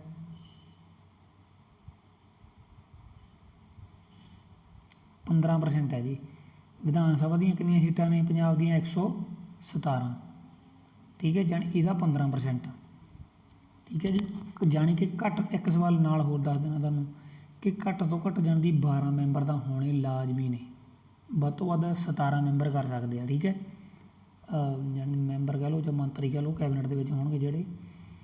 ਅਗਲਾ ਕੁਐਸਚਨ ਹੈ ਜੀ, ਜੇਕਰ ਰਾਜ ਮੰਤਰੀ ਪਰਿਸ਼ਦ ਦਾ ਕੋਈ ਮੈਂਬਰ ਮੰਤਰੀ ਬਣਨ ਸਮੇਂ ਰਾਜ ਵਿਧਾਨ ਮੰਡਲ ਦਾ ਮੈਂਬਰ ਨਹੀਂ ਹੈ ਤਾਂ ਉਸ ਨੂੰ ਰਾਜ ਵਿਧਾਨ ਮੰਡਲ ਦਾ ਮੈਂਬਰ ਬਣਨ ਲਈ ਕਿੰਨਾ ਸਮਾਂ ਦਿੱਤਾ ਜਾਂਦਾ? ਕਿੰਨਾ ਸਮਾਂ ਦਿੱਤਾ ਜਾਂਦਾ? ਪਹਿਲਾਂ ਪੜ੍ਹ ਕੇ ਹਟੇ 6 ਮਹੀਨੇ। ਠੀਕ ਹੈ ਜੀ। ਅਗਲਾ ਕੁਐਸਚਨ ਹੈ, ਰਾਜ ਮੰਤਰੀ ਪਰਿਸ਼ਦ ਕਿਸ ਦੀ ਖੁਸ਼ੀ ਤੱਕ ਆਪਣੇ ਅਹੁਦੇ 'ਤੇ ਰਹਿ ਸਕਦਾ ਜੀ?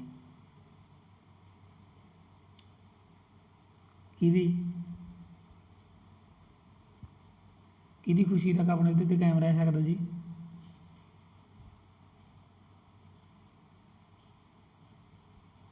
ਇਹਦਾ ਇਸ 'ਤੇ ਜਵਾਬ ਰਾਜਪਾਲ ਦਿੱਤਾ ਹੋਇਆ, ਸੋ ਇਹ ਮੈਂ ਤੁਹਾਨੂੰ ਕਨਫਰਮ ਕਰਕੇ ਬਾਅਦ ਦੇ ਵਿੱਚ ਦੱਸਦਾ। ਕੋਈ ਜਿੱਥੇ ਵੀ ਮੈਨੂੰ ਕੋਈ ਕੁਐਸਚਨ 'ਤੇ ਡਾਊਟ ਹੋਊਗਾ, ਆਪਾਂ ਗਲਤ ਨਹੀਂ ਕਰਾਂਗੇ, ਠੀਕ ਹੈ ਨਾ, ਉਸ ਕੁਐਸਚਨ ਨੂੰ ਛੱਡ ਦੇਣਾ ਬਿਹਤਰ ਸਮਝਾਂਗਾ, ਪਰ ਉਹਨੂੰ ਗਲਤ ਨਹੀਂ ਕਰਾਂਗੇ ਆਪਾਂ। ਅਗਲਾ ਕੁਐਸਚਨ ਹੈ ਜੀ, ਰਾਜ ਮੰਤਰੀ ਪਰਿਸ਼ਦ ਦੇ ਹਰ ਮੈਂਬਰ ਨੂੰ ਸਹੁੰ ਕਿਸ ਦੁਆਰਾ ਚੁਕਾਈ ਜਾਂਦੀ ਹੈ? ਕਿਹਦੇ ਦੁਆਰਾ ਸਹੁੰ ਚੁਕਾਈ ਜਾਂਦੀ ਹੈ? ਰਾਜ ਮੰਤਰੀ ਪਰਿਸ਼ਦ ਦੇ ਜਿਹੜੇ ਮੈਂਬਰ ਨੇ, ਇਹਨਾਂ ਨੂੰ ਸਹੁੰ ਚੁਕਾਈ ਜਾਂਦੀ ਹੈ ਜੀ ਰਾਜਪਾਲ ਵੱਲੋਂ। ਰਾਜ ਦੀ ਮੰਤਰੀ ਪਰਿਸ਼ਦ ਦਾ ਮੁੱਖ ਨੇਤਾ ਕੌਣ ਹੁੰਦਾ? ਖਟਕੜ ਕਲਾਂ ਦੇ ਵਿੱਚ ਹੁਣ ਹੋਇਆ ਸੀ ਸਮਾਗਮ ਇਹਨਾਂ ਦੀ ਸਹੁੰ ਚੁੱਕ ਸਮਾਗਮ ਦਾ, ਉੱਥੇ ਆਪਣੇ ਮੁੱਖ ਮੰਤਰੀ ਭਗਵੰਤ ਸਿੰਘ ਮਾਨ ਦੇ ਬਰਾਬਰ ਕੌਣ ਖੜੇ ਸੀਗੇ? ਰਾਜਪਾਲ ਖੜੇ ਸੀ ਨਾ, ਜੇ ਦੇਖਿਆ ਹੋਵੇ, ਪਰ ਉਹ ਰਾਜਪਾਲ ਹੀ ਸਹੁੰ ਚੁਕਾ ਰਹੇ ਸੀ ਇਹਨਾਂ ਨੂੰ।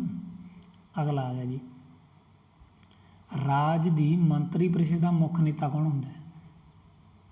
ਇਹ ਤਾਂ ਸੌਖਾ ਹੀ ਸਵਾਲ ਹੈ, ਬਿਲਕੁਲ ਨੋਰਮਲੀ ਗੱਲ ਆ। ਕੌਣ ਹੋਊਗਾ? ਮੁੱਖ ਮੰਤਰੀ ਹੋਊਗਾ ਨਾ ਰਾਜ ਦੀ ਮੰਤਰੀ ਪਰਿਸ਼ਦ ਦਾ। ਦੇਸ਼ ਦੇ ਜਿਹੜੀ ਮੰਤਰੀ ਪਰਿਸ਼ਦ ਕੇਂਦਰ ਵਾਲੀ ਦਾ, ਉਹਦਾ ਹੋਊਗਾ ਪ੍ਰਧਾਨ ਮੰਤਰੀ, ਮੁਖੀ।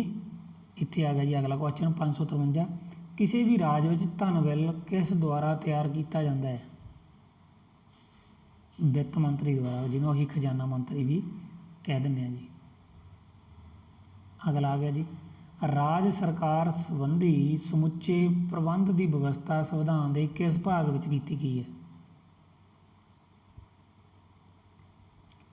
6ਵੇਂ ਭਾਗ ਦੇ ਵਿੱਚ। ਅਗਲਾ ਆ ਗਿਆ ਜੀ, ਕਿੰਨੇ ਰਾਜਾਂ ਵਿੱਚ ਵਰਤਮਾਨ ਸਮੇਂ 2 ਸਦਨੀ ਵਿਧਾਨ ਪਾਲਿਕਾ ਹੈ?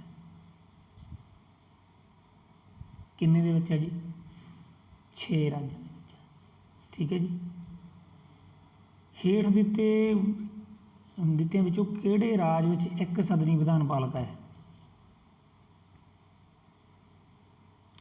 ਪੰਜਾਬ ਦੇ ਵਿੱਚ ਹੀ ਹੈ ਨਾ, ਪੰਜਾਬ 'ਚ ਦੋ ਸਦਨੀ ਨਹੀਂ ਹੈ, ਪੰਜਾਬ ਦੇ ਵਿੱਚ ਇੱਕ ਸਦਨੀ ਵਿਧਾਨ ਪਾਲਿਕਾ। ਇਹਦਾ ਹੁਣ ਇੱਕ ਮਤਲਬ ਹੋਰ ਵੀ ਕੀ ਨਿਕਲ ਗਿਆ ਵੀ ਇਹਦਾ ਮਤਲਬ ਆਂਧਰਾ ਪ੍ਰਦੇਸ਼ 'ਚ ਦੋ ਸਦਨੀ ਵਿਧਾਨ ਪਾਲਿਕਾ, ਉੱਤਰ ਪ੍ਰਦੇਸ਼ ਦੇ ਵਿੱਚ ਵੀ ਹੈ, ਬਿਹਾਰ ਦੇ ਵਿੱਚ ਵੀ ਹੈ। ਠੀਕ ਹੈ, 6 ਨੇ ਨਾ, ਅਸੀਂ ਉੱਪਰ ਪੜ੍ਹਿਆ ਕਿ 6 ਰਾਜ ਨੇ ਜਿਨ੍ਹਾਂ ਦੇ ਵਿੱਚ ਦੋ ਸਦਨੀ ਵਿਧਾਨ ਪਾਲਿਕਾ ਹੈ। 3 ਤਾਂ ਇਹ ਹੋ ਗਏ, ਆਂਧਰਾ ਪ੍ਰਦੇਸ਼, ਉੱਤਰ ਪ੍ਰਦੇਸ਼, ਬਿਹਾਰ, ਅਤੇ ਹੋਰ ਕਿਹੜੇ ਨੇ ਉਹ ਆਪਾਂ ਅਗਲੇ ਕੁਐਸਚਨ 'ਚ ਪੜ੍ਹ ਲੈਂਦੇ ਹਾਂ। ਹੇਠ ਦਿੱਤੇ ਵਿੱਚੋਂ ਕਿਹੜੇ ਕਿਹੜੇ ਰਾਜਾਂ ਵਿੱਚ ਦੋ ਸਦਨੀ ਵਿਧਾਨ ਪਾਲਿਕਾ ਹੈ? ਲਓ ਜੀ, ਆਂਧਰਾ ਪ੍ਰਦੇਸ਼, ਉੱਤਰ ਪ੍ਰਦੇਸ਼, ਮਹਾਰਾਸ਼ਟਰ ਅਤੇ ਬਿਹਾਰ, ਕਰਨਾਟਕ ਅਤੇ ਤੇਲੰਗਾਨਾ, ਇਹ 6 ਰਾਜਾਂ ਦੇ ਵਿੱਚ ਦੋ ਸਦਨੀ ਵਿਧਾਨ ਪਾਲਿਕਾ। ਬਹੁਤ ਇੰਪੋਰਟੈਂਟ ਸਵਾਲ ਹੈ ਜੀ, ਬਹੁਤ ਵਾਰ ਪੇਪਰਾਂ ਦੇ ਵਿੱਚ ਆ ਚੁੱਕਿਆ ਹੈ। ਅਗਲਾ ਕੁਐਸਚਨ ਹੈ ਜੀ, ਭਾਰਤ ਦੇ ਕਿੰਨੇ ਪ੍ਰਾਂਤਾਂ ਵਿੱਚ ਇੱਕ ਸਦਨੀ ਵਿਧਾਨ ਪਾਲਿਕਾ ਦੀ ਵਿਵਸਥਾ ਕੀਤੀ ਗਈ ਹੈ? ਕਿੰਨੇ ਪ੍ਰਾਂਤਾਂ 'ਚ ਕੀਤੀ ਗਈ ਹੈ ਜੀ? ਲੌਜਿਕ ਦੇ ਨਾਲ ਇਹ ਸਵਾਲ ਦਾ ਹੁਣ ਤੁਸੀਂ ਜਵਾਬ ਦੇ ਸਕਦੇ ਹੋ। ਕਿੰਨੇ ਰਾਜ ਨੇ ਭਾਰਤ ਦੇ? 28 ਰਾਜ ਨੇ ਨਾ। 6 ਦੇ ਵਿੱਚ ਤਾਂ ਆ ਉੱਪਰ ਅਸੀਂ ਪੜ੍ਹ ਲਿਆ ਕਿ 6 ਦੇ ਵਿੱਚ ਤਾਂ ਦੋ ਸਦਨੀ ਵਿਧਾਨ ਪਾਲਿਕਾ, ਪਿੱਛੇ ਕਿੰਨੇ ਰਹਿ ਗਏ? 22। ਇੱਕ ਸਦਨੀ ਵਿਧਾਨ ਪਾਲਿਕਾ ਆ ਗਈ 22 ਪ੍ਰਾਂਤਾਂ ਦੇ ਵਿੱਚ। ਅਗਲਾ ਆ ਗਿਆ ਜੀ, ਰਾਜ ਵਿਧਾਨ ਮੰਡਲ ਦੇ ਉੱਪਰਲੇ ਸਦਨ ਨੂੰ ਕੀ ਕਿਹਾ ਜਾਂਦਾ ਹੈ? ਤੁਹਾਨੂੰ ਦੱਸਿਆ ਮੈਂ ਪਹਿਲਾਂ ਵੀ ਕਈ ਵਾਰੀ, ਕੀ ਕਿਹਾ ਜਾਂਦਾ ਹੈ?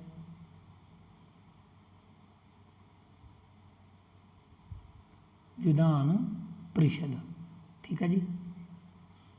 ਅਗਲਾ ਕੁਐਸਚਨ ਹੈ ਜੀ, ਅਤੇ ਸੈਂਟਰ ਦੇ ਵਿੱਚ ਉੱਪਰਲਾ ਸਦਨ ਕਿਹੜਾ ਗਾ? ਰਾਜ ਸਭਾ। ਹੇਠਲਾ ਕਿਹੜਾ ਗਾ? ਲੋਕ ਸਭਾ।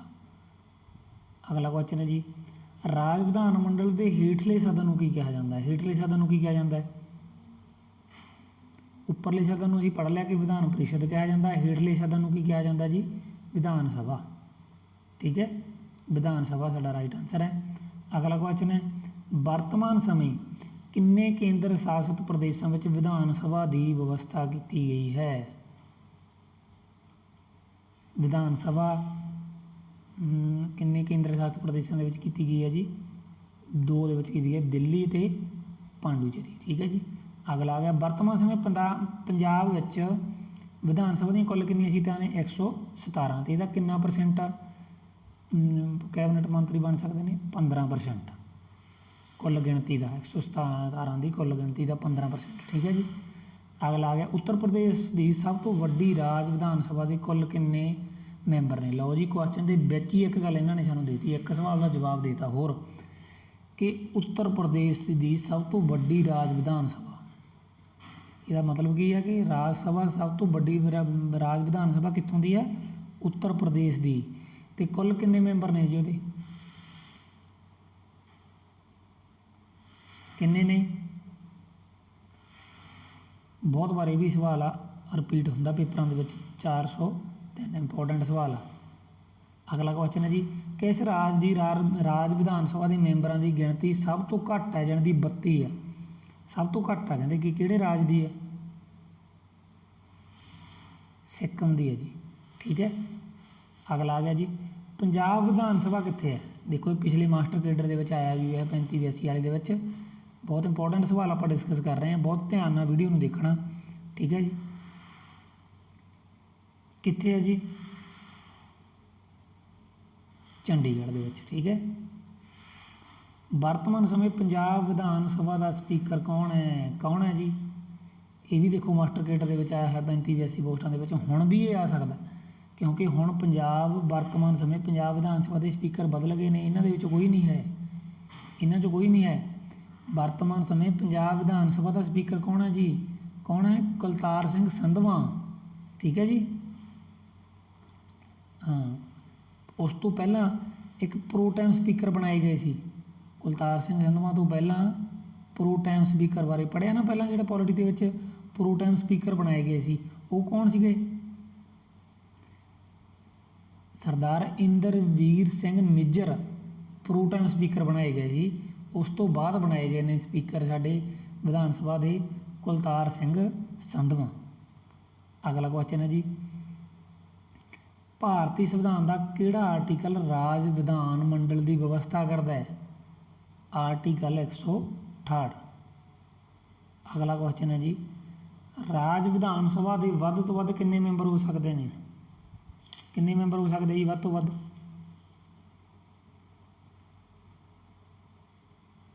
ਵੀਡੀਓ ਨੂੰ ਪਾਊਜ਼ ਕਰਕੇ ਜਵਾਬ ਦੇਣ ਦੀ ਕੋਸ਼ਿਸ਼ ਕਰਿਆ ਕਰੋ, ਠੀਕ ਹੈ। ਔਰ ਤੁਹਾਨੂੰ ਮੈਂ ਦੱਸ ਦਿਆਂਗਾ ਆਪਣਾ ਇੱਕ WhatsApp 'ਤੇ ਨੰਬਰ ਵੀ ਤੁਹਾਨੂੰ ਡਿਸਕ੍ਰਿਪਸ਼ਨ ਦੇ ਵਿੱਚ ਦਿੱਤਾ ਹੋਇਆ। ਪੇਡ ਗਰੁੱਪ ਵੀ ਆਪਣਾ ਇੱਕ ਚੱਲ ਰਿਹਾ, ਠੀਕ ਹੈ ਨਾ, ਕਿਉਂਕਿ ਜਿਹੜੀਆਂ PDF ਤਿਆਰ ਕਰਦੇ ਆ ਉਹਨਾਂ 'ਤੇ ਬਹੁਤ ਮਿਹਨਤ ਲੱਗਦੀ ਹੈ।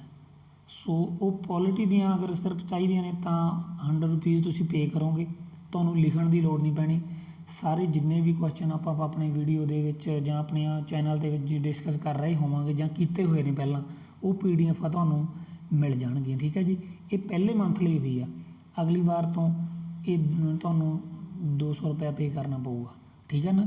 ਜਦੋਂ ਪੜ੍ਹਦੇ ਹੁੰਦੇ ਹੋ ਉਦੋਂ ਇਹ ਨਿੱਕੇ ਨਿੱਕੇ ਖਰਚਿਆਂ ਨੂੰ, ਠੀਕ ਹੈ, ਹੋਰ ਵੀ ਆਪਾਂ ਫਜ਼ੂਲ ਵੇਸਟ ਕਰਦੇ ਹਾਂ, ਖੜੇ ਖੜੇ ਅਸੀਂ ਖਰਚ ਦਿੰਦੇ ਹਾਂ, ਪਰ ਪੜ੍ਹਾਈ ਵਾਲੇ ਪਾਸੇ ਪੈਸਾ ਖਰਚ ਕਰਨ ਤੋਂ ਸੰਕੋਚ ਨਾ ਕਰਿਆ ਕਰੋ, ਕਿਉਂਕਿ ਇਹਦੇ ਵਿੱਚ ਇਹ ਅਜਿਹਾ ਇੱਕ ਮਤਲਬ ਗਿਆਨ ਦਾ ਸਮੁੰਦਰ ਹੈ ਜਿਹਦੇ 'ਤੇ ਜਿਹੜਾ ਜਿੰਨਾ ਵੀ ਤੁਸੀਂ ਇਨਵੈਸਟ ਕਰੋਗੇ ਉਹਦਾ ਦੁੱਗਣਾ ਚੌਗਣਾ ਮੁੱਲ ਤੁਹਾਨੂੰ ਮਿਲਣਾ ਹੀ ਮਿਲਣਾ, ਠੀਕ ਹੈ ਨਾ।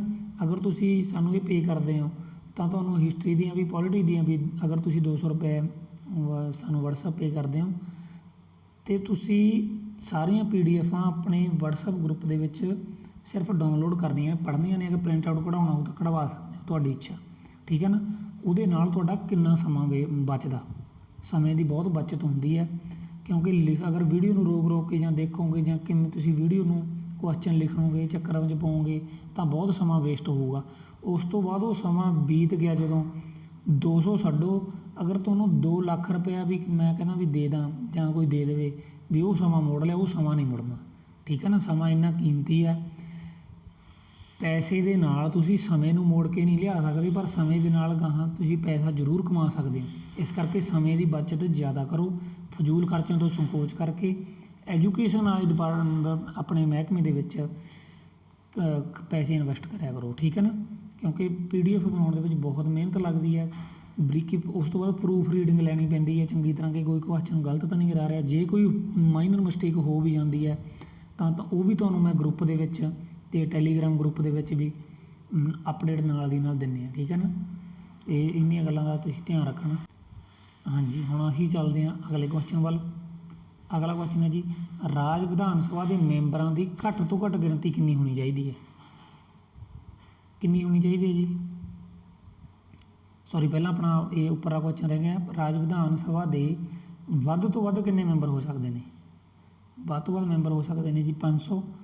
ਔਰ ਰਾਜ ਵਿਧਾਨ ਸਭਾ ਦੇ ਘੱਟ ਤੋਂ ਘੱਟ ਮੈਂਬਰਾਂ ਦੀ ਗਿਣਤੀ ਕਿੰਨੀ ਹੋਣੀ ਚਾਹੀਦੀ ਹੈ? ਵੀ ਘੱਟ ਤੋਂ ਘੱਟ ਇੰਨੇ ਤਾਂ ਹੋਣੇ ਚਾਹੀਦੇ ਆ 60। ਅਗਲਾ ਕੁਐਸਚਨ ਹੈ ਜੀ, ਕਿਹੜੇ ਰਾਜਾਂ ਦੀਆਂ ਵਿਧਾਨ ਸਭਾਵਾਂ ਦੇ ਮੈਂਬਰਾਂ ਦੀ ਗਿਣਤੀ 60 ਤੋਂ ਵੀ ਘੱਟ ਹੈ? 60 ਤੋਂ ਵੀ ਘੱਟ ਹੈ ਜਿਨ੍ਹਾਂ ਦੀ ਗਿਣਤੀ, ਇਹ ਕਿਹੜੇ ਨੇ ਜੀ? ਇਹ ਚਾਰੇ ਹੀ ਨੇ। ਗੋਆ ਦੇ ਵਿੱਚ 40 ਹੈ, ਸਿੱਕਮ ਦੇ ਵਿੱਚ ਰਾਜ ਵਿਧਾਨ ਸਭਾ ਦੇ ਮੈਂਬਰ ਕਿੰਨੇ ਨੇ? 32। ਮਿਜ਼ੋਰਮ ਦੇ ਵਿੱਚ 40 ਸੀਟਾਂ ਨੇ। ਸਭ ਤੋਂ ਘੱਟ ਪੁੱਛ ਲਿਆ ਤਾਂ ਸਿੱਕਮ ਜਵਾਬ ਹੋਊਗਾ। ਅਗਰ ਪੁੱਛਿਆ ਇਹ ਸਵਾਲ ਦੇ ਮੁਤਾਬਕ ਵੀ 60 ਤੋਂ ਘੱਟ ਗਿਣਤੀ ਕਿਹੜੀ ਹੈ, ਉਹ ਇਹਨਾਂ ਸਾਰਿਆਂ ਦੀ ਹੈ। ਉਪਰੋਕਤ ਸਾਰੇ ਸਾਡਾ ਰਾਈਟ ਆਨਸਰ ਬਣਦਾ ਹੈ। ਅਗਲਾ ਕੁਐਸਚਨ ਹੈ ਜੀ, ਅੱਗੇ ਆ ਗਿਆ ਜੀ, ਧਾਰਾ 333 ਦੇ ਅਨੁਸਾਰ ਰਾਜਪਾਲ ਦੁਆਰਾ ਰਾਜ ਵਿਧਾਨ ਸਭਾ ਵਿੱਚ ਐਂਗਲੋ ਇੰਡੀਅਨ ਜਾਤੀ ਦੇ ਕਿੰਨੇ ਮੈਂਬਰ ਨਾਮਜ਼ਦ ਕੀਤੇ ਜਾ ਸਕਦੇ ਨੇ? ਕਿੰਨੇ ਕੀਤੇ ਜਾ ਸਕਦੇ ਜੀ? ਕਿੰਨੇ ਕੀਤੇ ਜਾ ਸਕਦੇ ਨੇ? ਸਿਰਫ ਇੱਕ, ਠੀਕ ਹੈ ਜੀ। ਪਿਛਲੇ ਕੁਐਸਚਨ ਦਾ ਵੀ ਆਪਣਾ ਇਹ ਜਵਾਬ ਬਣ ਗਿਆ ਜਿਹੜਾ ਆਪਾਂ ਛੱਡਿਆ ਸੀ। ਰਾਜ ਵਿਧਾਨ ਸਭਾ ਦਾ ਮੈਂਬਰ ਬਣਨ ਲਈ ਵਿਅਕਤੀ ਦੀ ਉਮਰ ਘੱਟ ਤੋਂ ਘੱਟ ਕਿੰਨੀ ਹੋਣੀ ਚਾਹੀਦੀ ਹੈ? ਕਿੰਨੀ ਉਮਰ ਹੋਣੀ ਚਾਹੀਦੀ ਹੈ? ਘੱਟ ਤੋਂ ਘੱਟ 25 ਸਾਲ। ਰਾਜ ਵਿਧਾਨ ਸਭਾ ਦਾ ਕਾਰਜਕਾਲ ਕਿੰਨਾ ਜੀ? ਹਾਂਜੀ, ਰਾਜ ਵਿਧਾਨ ਸਭਾ ਦਾ ਕਾਰਜਕਾਲ ਕਿੰਨਾ ਹੈ ਜੀ?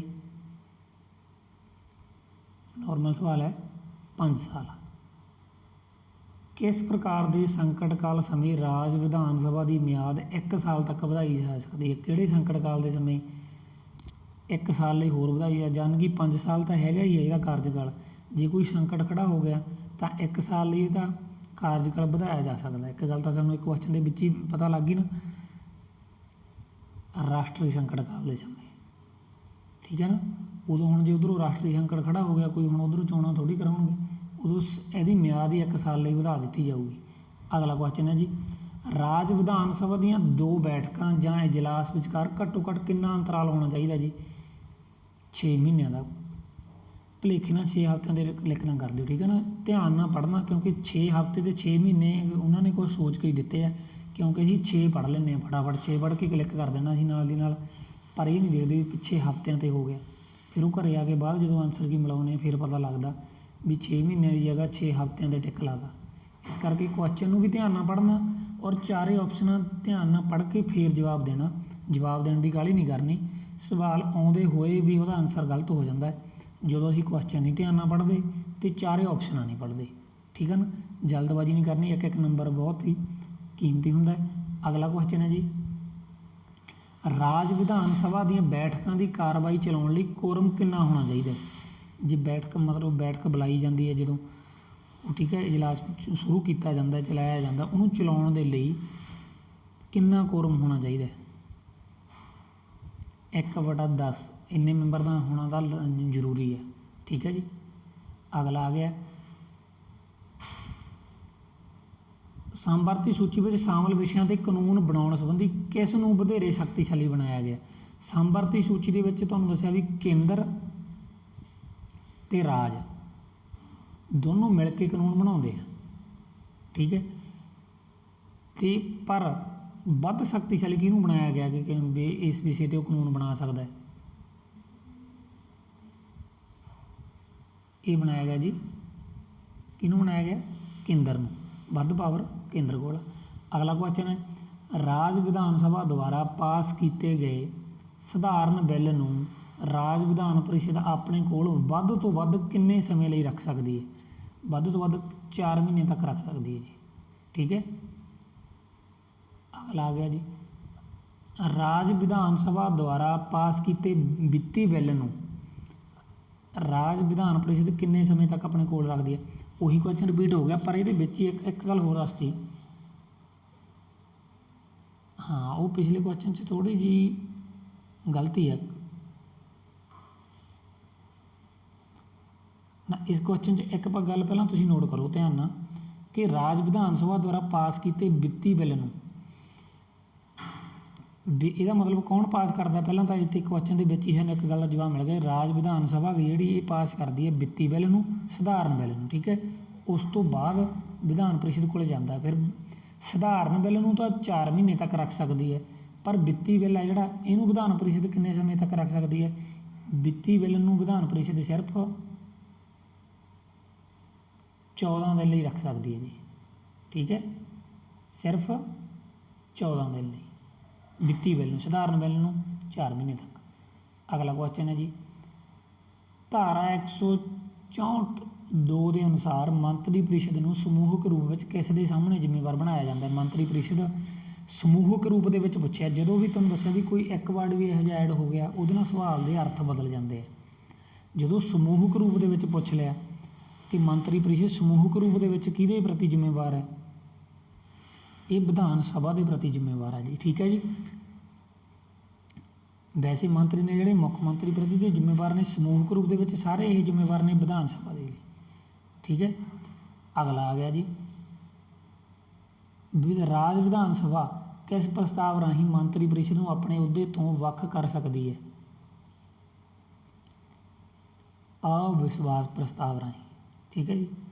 ਅਗਲਾ ਕੁਐਸਚਨ ਹੈ, ਕੁਝ ਸੰਵਿਧਾਨਕ ਸੋਧਾਂ ਉੱਪਰ ਕਿੰਨੇ ਰਾਜ ਵਿਧਾਨ ਮੰਡਲਾਂ ਦੀ ਪ੍ਰਵਾਨਗੀ ਲੈਣੀ ਪੈਂਦੀ ਹੈ? ਕਿੰਨਿਆਂ ਦੀ ਲੈਣੀ ਪੈਂਦੀ ਹੈ? ਇਹ ਕਿੰਨੇ ਕੁਝ ਸੰਵਿਧਾਨਕ ਸੋਧਾਂ ਉੱਪਰ ਰਾਜ ਵਿਧਾਨ ਮੰਡਲ ਦੀ ਪ੍ਰਵਾਨਗੀ ਲੈਣੀ ਪਊਗੀ, ਠੀਕ ਹੈ। ਕਿੰਨੇ, ਕਿਹੜੀਆਂ ਅਤੇ ਕਿੰਨੀਆਂ ਸੋਧਾਂ ਦੇ ਇਹਨਾਂ ਨੇ ਪੁੱਛਿਆ ਜੀ? ਜਵਾਬ 1/2। ਅਗਲਾ ਕੁਐਸਚਨ ਹੈ ਜੀ, ਰਾਜ ਵਿਧਾਨ ਪਰਿਸ਼ਦ ਨੂੰ ਖਤਮ ਕਰਨ ਅਤੇ ਮੁੜ ਸਥਾਪਿਤ ਕਰਨ ਦੀ ਵਿਵਸਥਾ ਭਾਰਤੀ ਸੰਵਿਧਾਨ ਦੇ ਕਿਹੜੇ ਅਨੁਛੇਦ ਵਿੱਚ ਕੀਤੀ ਗਈ? ਬਹੁਤ ਇੰਪੋਰਟੈਂਟ ਸਵਾਲ ਹੈ। ਰਾਜ ਵਿਧਾਨ ਪਰਿਸ਼ਦ ਨੂੰ ਖਤਮ ਕਰਨ ਅਤੇ ਦੁਬਾਰਾ ਉਹਦੀ ਸਥਾਪਨਾ ਕਰਨ ਦੀ ਵਿਵਸਥਾ ਭਾਰਤੀ ਸੰਵਿਧਾਨ ਦੇ ਕਿਹੜੇ ਅਨੁਛੇਦ ਦੇ ਵਿੱਚ ਕੀਤੀ ਗਈ ਹੈ? ਕਿਹੜੇ ਅਨੁਛੇਦ ਦੇ ਵਿੱਚ ਕੀਤੀ ਗਈ ਹੈ ਜੀ? ਇਹ 169। ਅਗਲਾ ਆ ਗਿਆ ਜੀ, ਸੰਘੀ ਸੰਸਦ ਕਿਸ ਦੀ ਸਿਫਾਰਿਸ਼ 'ਤੇ ਰਾਜ ਵਿਧਾਨ ਪਰਿਸ਼ਦ ਨੂੰ ਸਥਾਪਿਤ ਜਾਂ ਸਮਾਪਤ ਕਰ ਸਕਦੀ ਹੈ? ਸੰਘੀ ਸੰਸਦ, ਕੇਂਦਰੀ ਸੰਸਦ ਕਿਹਦੀ ਸਿਫਾਰਿਸ਼ 'ਤੇ ਰਾਜ ਵਿਧਾਨ ਪਰਿਸ਼ਦ ਨੂੰ ਖਤਮ ਵੀ ਕਰ ਸਕਦੀ ਹੈ ਅਤੇ ਉਹਦੀ ਸਥਾਪਨਾ ਵੀ ਕਰ ਸਕਦੀ ਹੈ? ਵਿਧਾਨ ਸਭਾ ਦੀ, ਠੀਕ ਹੈ। ਜੇ ਕਹਿ ਦੇਣ ਵੀ ਸਾਨੂੰ ਵਿਧਾਨ ਪ੍ਰੀਸ਼ਦ ਦੀ ਲੋੜ ਨਹੀਂ ਤਾਂ ਸਮਾਪਤ ਕਰ ਦਿੱਤੀ ਜਾਊਗੀ। ਜੇ ਅਗਰ ਲੋੜ ਆ ਤਾਂ ਵੀ ਸਿਫਾਰਿਸ਼ ਵਿਧਾਨ ਸਭਾ ਕਰੂਗੀ, ਕਿਹਨੂੰ? ਕੇਂਦਰੀ ਸੰਸਦ ਨੂੰ। ਫਿਰ ਇਹਦੀ ਸਥਾਪਨਾ ਵੀ ਹੋਊਗੀ, ਠੀਕ ਹੈ ਨਾ। ਪੰਜਾਬ ਦੇ ਵਿੱਚ ਪਹਿਲਾਂ ਵਿਧਾਨ ਪ੍ਰੀਸ਼ਦ ਸੀ, ਪਰ ਇਹਨੂੰ ਵਿਧਾਨ ਸਭਾ ਦੀ ਸਿਫਾਰਿਸ਼ 'ਤੇ ਸੰਘੀ ਸੰਸਦ ਨੇ ਖਤਮ ਕਰ ਦਿੱਤਾ ਗਿਆ, ਠੀਕ ਹੈ ਜੀ।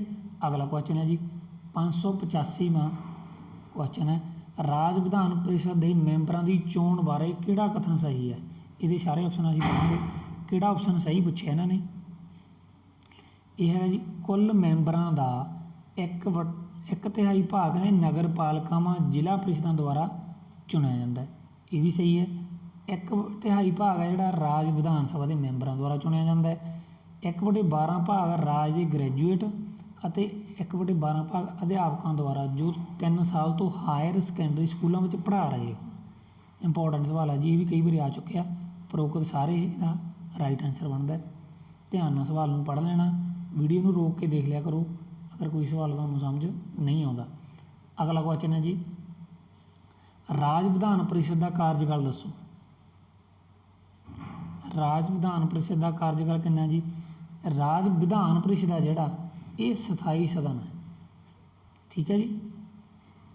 ਕਿੰਨੇ ਮੈਂਬਰ ਇਹਦੇ ਰਿਟਾਇਰ ਹੁੰਦੇ ਨੇ, ਕਿੰਨੇ ਸਮੇਂ ਬਾਅਦ, ਵੀਡੀਓ ਦੇ ਵਿੱਚ ਹੀ ਆਪਾਂ ਡਿਸਕਸ ਕਰਾਂਗੇ। ਅਗਰ ਤੁਹਾਨੂੰ ਪਤਾ ਤਾਂ ਵੀਡੀਓ ਨੂੰ ਰੋਕ ਕੇ ਜਵਾਬ ਦੇਣ ਦੀ ਕੋਸ਼ਿਸ਼ ਕਰਿਆ ਕਰੋ, ਠੀਕ ਹੈ। ਰਾਜ ਵਿਧਾਨ ਪ੍ਰੀਸ਼ਦ ਦਾ ਕਾਰਜਕਾਲ ਪੁੱਛਿਆ, ਯਾਦ ਰੱਖਣਾ, ਭੁਲੇਖੇ ਨਾਲ 5 ਸਾਲ ਨਹੀਂ ਲਾਉਣਾ। ਇਹ ਵਿਧਾਨ ਸਭਾ ਦਾ ਨਹੀਂ ਪੁੱਛਿਆ, ਵਿਧਾਨ ਪ੍ਰੀਸ਼ਦ ਦੀ ਗੱਲ ਹੋ ਰਹੀ ਹੈ, ਠੀਕ ਹੈ ਜੀ। ਅਗਲਾ ਆ ਗਿਆ ਪੰਜਾਬ ਵਿਧਾਨ ਸਭਾ ਦੇ ਮੈਂਬਰਾਂ ਦੀ ਚੋਣ ਕਿਸ ਤਰ੍ਹਾਂ ਕੀਤੀ ਜਾਂਦੀ ਹੈ? ਵਿਧਾਨ ਸਭਾ ਦੇ ਮੈਂਬਰਾਂ ਦੀ ਚੋਣ ਕਿਸ ਤਰ੍ਹਾਂ ਕੀਤੀ ਜਾਂਦੀ ਹੈ ਜੀ? ਪ੍ਰਤੱਖ ਤੌਰ 'ਤੇ ਲੋਕਾਂ ਦੁਆਰਾ ਕੀਤੀ ਜਾਂਦੀ ਹੈ। ਪ੍ਰਤੱਖ ਤੌਰ 'ਤੇ ਉਹਨਾਂ MLA ਤੁਸੀਂ ਚੁਣੇ ਨੇ ਨਾ, ਪ੍ਰਤੱਖ ਤੌਰ 'ਤੇ ਵੋਟਾਂ ਪਾਈਆਂ ਨੇ। ਇਹ ਵਿਧਾਨ ਸਭਾ ਦੇ ਮੈਂਬਰਾਂ ਦੀ ਚੋਣ ਹੈ ਜਿਹੜੀ ਪ੍ਰਤੱਖ ਤੌਰ 'ਤੇ ਲੋਕਾਂ ਦੁਆਰਾ ਕੀਤੀ ਜਾਂਦੀ ਹੈ। ਅਗਲਾ ਕੁਐਸਚਨ ਹੈ ਜੀ ਰਾਜ ਵਿਧਾਨ ਮੰਡਲ ਦੁਆਰਾ ਕਾਨੂੰਨ ਨਿਰਮਾਣ ਦੀ ਵਿਧੀ ਦਾ ਵਰਣਨ ਸੰਵਿਧਾਨ ਦੇ ਕਿਹੜੇ ਅਨੁਛੇਦ ਵਿੱਚ ਮਿਲਦਾ ਹੈ? ਕਾਨੂੰਨ ਨਿਰਮਾਣ ਦੀ ਵਿਧੀ ਦਾ ਜਿਹੜਾ ਇਹਦੇ ਬਾਰੇ ਦੱਸਿਆ ਗਿਆ, ਰਾਜ ਵਿਧਾਨ ਮੰਡਲ ਦੁਆਰਾ ਕਾਨੂੰਨ ਨਿਰਮਾਣ ਕੀਤਾ ਜਾਊਗਾ, ਠੀਕ ਹੈ। ਇਹਦਾ ਵਰਣਨ ਸੰਵਿਧਾਨ ਦੇ ਕਿਹੜੇ ਅਨੁਛੇਦ ਦੇ ਵਿੱਚ ਆ ਵੀ ਰਾਜ ਵਿਧਾਨ ਮੰਡਲ ਹੈ ਜਿਹੜਾ ਕਾਨੂੰਨ ਨਿਰਮਾਣ ਕਰੂਗਾ? 196 ਤੋਂ 207 ਦੇ ਜਿਹੜੇ ਆਰਟੀਕਲ ਨੇ ਇਹ ਰਾਜ ਵਿਧਾਨ ਮੰਡਲ ਦੁਆਰਾ ਕਾਨੂੰਨ ਨਿਰਮਾਣ ਦੀ ਵਿਧੀ ਨਾਲ ਸੰਬੰਧਿਤ ਨੇ। ਅਗਲਾ ਕੁਐਸਚਨ ਹੈ ਜੀ ਸਧਾਰਨ ਬਿੱਲ ਨੂੰ ਪਹਿਲਾਂ ਰਾਜ ਵਿਧਾਨ ਮੰਡਲ ਦੇ ਕਿਹੜੇ ਸਦਨ ਵਿੱਚ ਪੇਸ਼ ਕੀਤਾ ਜਾਂਦਾ? ਸਧਾਰਨ ਬਿੱਲ ਹੈ ਜਿਹੜਾ ਇਹਨੂੰ ਪਹਿਲਾਂ ਰਾਜ ਵਿਧਾਨ ਮੰਡਲ ਦੇ ਕਿਹੜੇ ਸਦਨ 'ਚ ਪੇਸ਼ ਕੀਤਾ ਜਾਊਗਾ? ਪਹਿਲਾਂ ਵਿਧਾਨ ਪ੍ਰੀਸ਼ਦ ਜਿਵੇਂ ਕਹਿੰਦੇ ਵਿਧਾਨ ਸਭਾ ਦੇ ਕਿਸੇ ਵੀ ਸਦਨ 'ਚ ਇਹਨੂੰ ਪੇਸ਼ ਕੀਤਾ ਜਾ ਸਕਦਾ। ਇਹ ਰਾਜ ਦੀ ਗੱਲ ਹੋ ਰਹੀ ਹੈ, ਠੀਕ ਹੈ। ਰਾਜ ਸਭਾ ਜਾਂ ਲੋਕ ਸਭਾ ਨਾ ਰੋਕ ਦਿਓ। ਰਾਜ ਵਿਧਾਨ ਪ੍ਰੀਸ਼ਦ ਜਾਂ ਰਾਜ ਵਿਧਾਨ ਸਭਾ ਦੇ ਕਿਸੇ ਵੀ ਸਦਨ 'ਚ ਪੇਸ਼ ਕੀਤਾ ਜਾ ਸਕਦਾ। ਕੁਐਸਚਨ ਨੂੰ ਧਿਆਨ ਨਾਲ ਪੜ੍ਹਨਾ, ਮੈਂ ਬਾਰ-ਬਾਰ ਤੁਹਾਨੂੰ ਇਹ ਗੱਲ ਕਹਿ ਰਿਹਾ। ਅਗਲਾ ਕੁਐਸਚਨ ਹੈ ਜੀ ਕਿਸੇ ਵੀ ਰਾਜ ਸੰਬੰਧੀ ਧਨ ਬਿੱਲ ਦੀ ਵਿਆਖਿਆ ਜਾਂ ਪਰਿਭਾਸ਼ਾ ਕਿਸ ਅਨੁਛੇਦ ਵਿੱਚ ਦਿੱਤੀ ਗਈ ਹੈ ਜੀ? ਕਿਹਦੇ ਵਿੱਚ ਹੈ ਜੀ? ਇਹ ਹੈ ਜੀ 110 ਨੰਬਰ ਦੇ ਵਿੱਚ। 110 ਆਰਟੀਕਲ ਹੈ ਜਿਹੜਾ ਕਿਹਦੇ ਨਾਲ ਸੰਬੰਧਿਤ ਹੈ? ਇਹ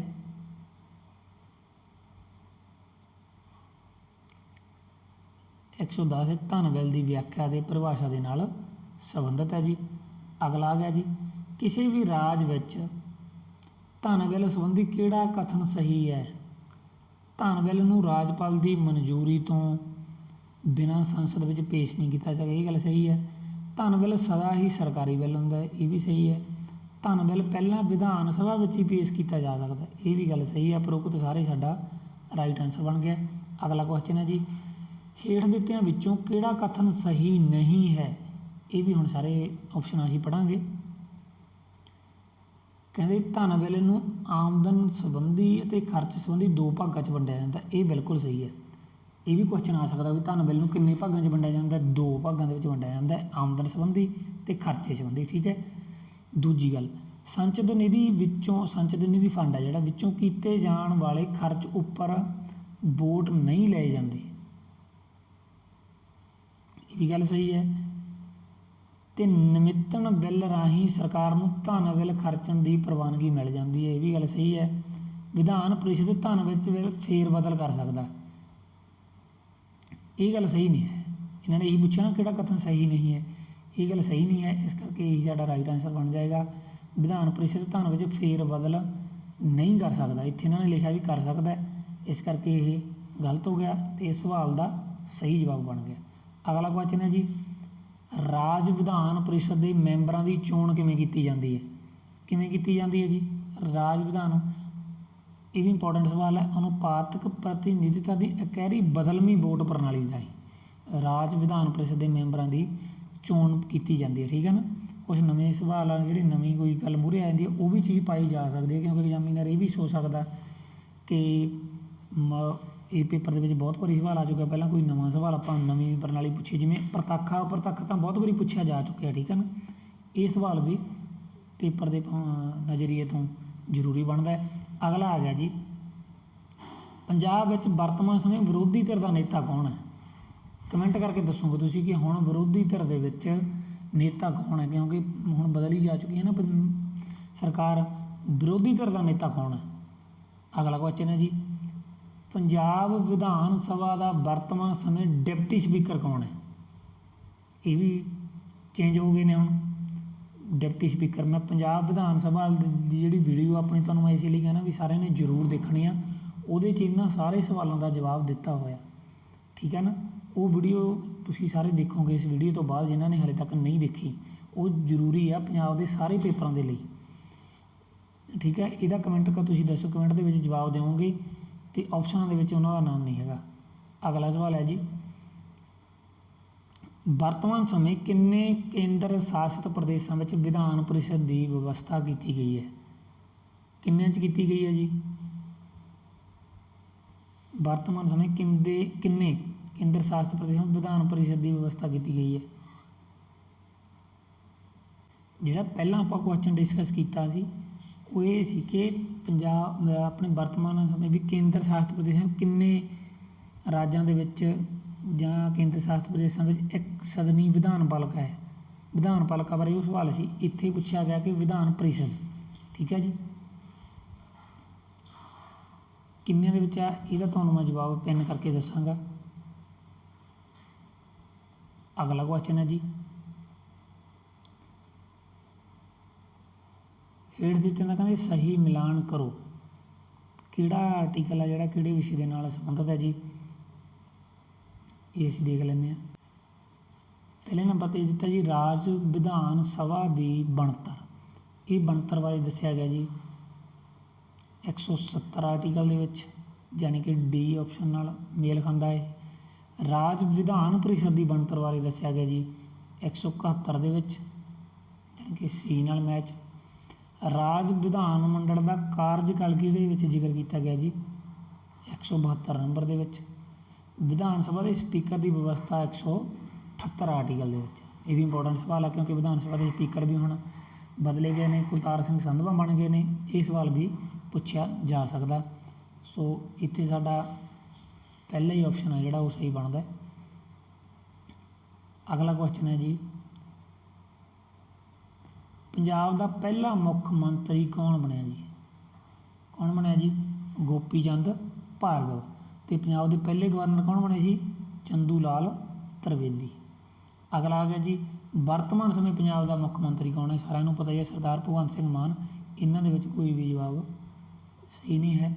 अगला क्वेश्चन है जी, पंजाब की पहली मुख्य मंत्री महिला सी जी, महिला मुख्य मंत्री कौन बनी है जी पंजाब की? रजिंदर कौर भट्ठल। हुण तक एक ही महिला मुख्य मंत्री पंजाब की रही है, तो रजिंदर कौर भट्ठल रही है। ठीक है जी,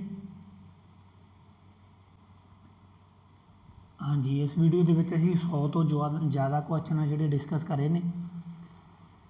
सो अगली वीडियो जानी कि पार्ट नंबर 13 दे विच बाकी क्वेश्चन आपां पॉलिटी के जिहड़े डिस्कस करांगे। सो जिन्होंने चैनल ते जिहड़े पहली बार आए ने सबसक्राइब कर लो, बैल आइकन प्रेस कर लिओ। पंजाब के सारे पेपरों की तैयारी अपने चैनल पर जिहड़ी करवाई जाऊगी जी। जल्दी ही आपां पंजाब जी के सारी स्टार्ट करांगे, बिल्कुल वधिया तरीके दे नाल आपां सारी करांगे। ठीक है जी, सो इत्थे तक बने रहने लई धन्नवाद।